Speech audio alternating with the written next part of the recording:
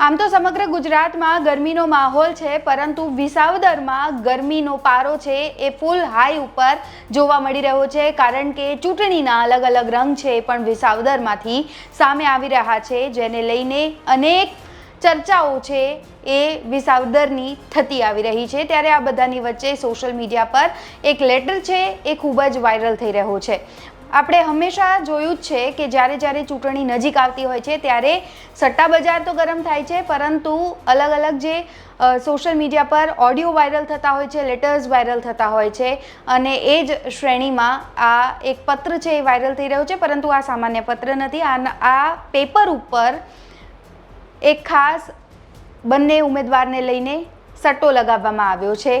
સામાન્ય રીતે ચૂંટણી જે છે, ઉમેદવારો તો લડી રહ્યા છે, પરંતુ તેની સાથે સાથે જે નેતાઓ છે એ પણ એ ચૂંટણી લડી રહ્યા છે, અને એટલા માટે જ ચૂંટણી વિસાવદરની છે ખૂબ જ ટોક ઓફ ધ ટાઉન છે।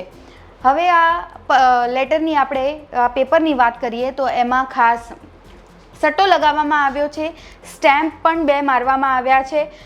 તારીખ 23/6/2025ના વિસાવદર વિધાનસભામાં 87 નંબરના ઉમેદવાર એક કિરીટભાઈ પટેલ, જેઓ ભાજપના ઉમેદવાર છે, બીજા ગોપાલભાઈ ઇટાલિયા, જેઓ આમ આદમી પાર્ટીના ઉમેદવાર છે।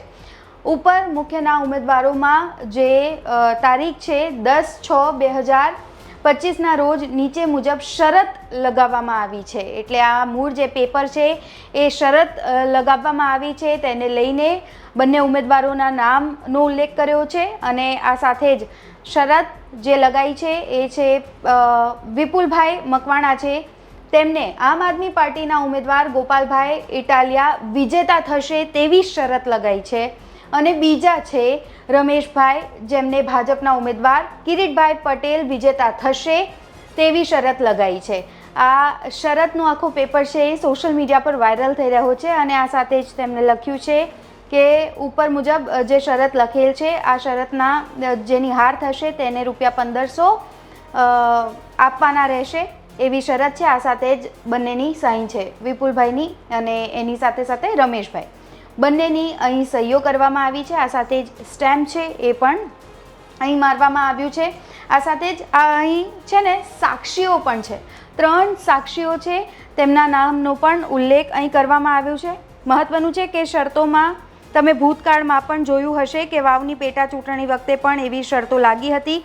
કોઈ કહી રહ્યું હતું કે મારા ઉમેદવાર હારી જશે તો હું નાક કપાવી નાખીશ, તો કઈ જમીનોના સોદા પાડી દીધા હતા કેટલાએ પણ, અને એવી જ ઘટના હવે વિસાવદરની અંદર થઈ રહી છે, અને વિસાવદરથી એક શરતનું આ સ્ટેમ્પ પેપર સાથેનું એક પોસ્ટર છે એ પણ વાયરલ થઈ રહ્યું છે। ત્યારે આ પોસ્ટરની ખાસિયત શું છે તેના વિશે આપણે વાત કરી છે। મહત્વનું છે કે ચૂંટણીનો માહોલ છે એ પૂરજોશમાં ગરમાયેલો જોવા મળી રહ્યો છે, અને એવામાં આ સ્ટેમ્પ સાથે લાગેલો આ પેપર છે એ સોશિયલ મીડિયા પર અત્યારે ખૂબ જ વાયરલ પણ થઈ રહ્યો છે, અને આ સાથે જ આ બંને વિજેતામાંથી માફ કરજો, આ બંને જે અત્યારે ઉમેદવારો છે તેના ઉપર શરત લગાવવામાં આવી છે, ત્યારે વિજેતા કોણ બને છે એ જોવું પણ ખૂબ જ રસપ્રદ રહેશે। વિસાવદરની ચૂંટણીની તમામ અપડેટ્સ અમે આપના સુધી પહોંચાડતા રહીશું। અત્યારે બસ આટલું જ, ફરી મળીશું। મને અને મારા સહયોગી પ્રિતેશ રાવલને રજા આપશો। નમસ્કાર।